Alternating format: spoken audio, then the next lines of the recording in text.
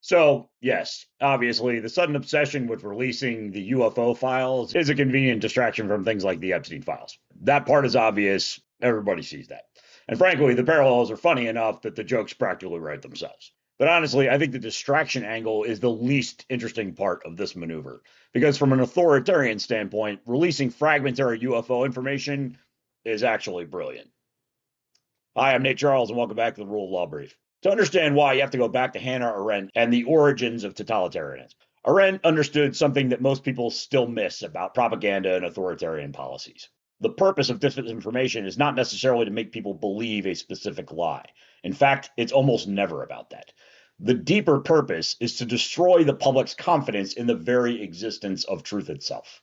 As Arendt put it, the ideal subject of totalitarian rule is not the convinced Nazi or the convinced communist, but people for whom the distinction between fact and fiction, truth and false, no longer exists. That comment from Hannah Arendt is one of the most important observations ever made about the nature of authoritarianism. Because once people stop believing they can know what's true, they stop making political judgments based on their perception of truth. They stop rooting their logic in evidence. Instead, they start making judgments based on tribe, emotion, identity, fear, and loyalty. And those are the political environments where authoritarianism thrives. The authoritarian objective that Hannah Arendt identified is to flood the public sphere with so much contradictory information, so much ambiguity, so much uncertainty that people stop believing in the possibility of truth itself. And that's why this UFO file strategy is so brilliant. Now, to be clear, 99 times out of 100, transparency in government is a good thing. Open records, public accountability, disclosure of information, those are fundamentally democratic principles. In most cases, the vast majority of cases, more transparency weakens authoritarianism because it limits the government's ability to operate through secrecy and coercion. And acknowledging that reality is important because I'm not trying to argue that governments should hide information from the public. Far from it. What I am saying is that these particular disclosures function differently from ordinary transparency. Because normally, transparency clarifies. Normally, disclosure resolves uncertainty. Normally, releasing documents helps the public converge on a more accurate understanding of their political reality. But these UFO disclosures are unique because they overwhelmingly do not contain answers. They contain fragments, ambiguities, contradictions, unexplained phenomena, incomplete evidence, conflicting testimony, redactions, footage without context, and reports without conclusion.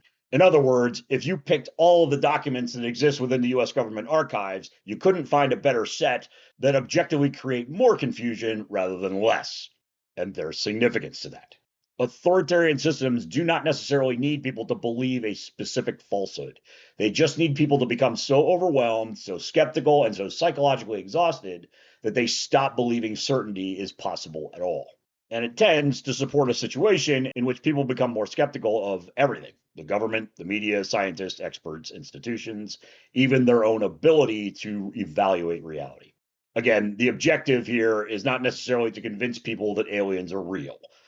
Honestly, whether portions of the material are true, false, incomplete, manipulated, misunderstood, or entirely fabricated almost doesn't matter in terms of the political effect that the Trump administration is going for here. The effect is destabilization itself. The objective is to create a society where nobody feels capable of knowing what's real. And that matters because the rule of law itself depends on shared reality. Our legal system only functions if we accept that evidence can establish facts within a reasonable degree of certainty. Our legal system only works because it assumes there is such thing as objective truth. Now, it may be imperfectly understood, it may be disputed, it may be filtered through imperfect institutions, but there is still an objective reality. Once you destroy the idea of objective truth, the law itself becomes impossible.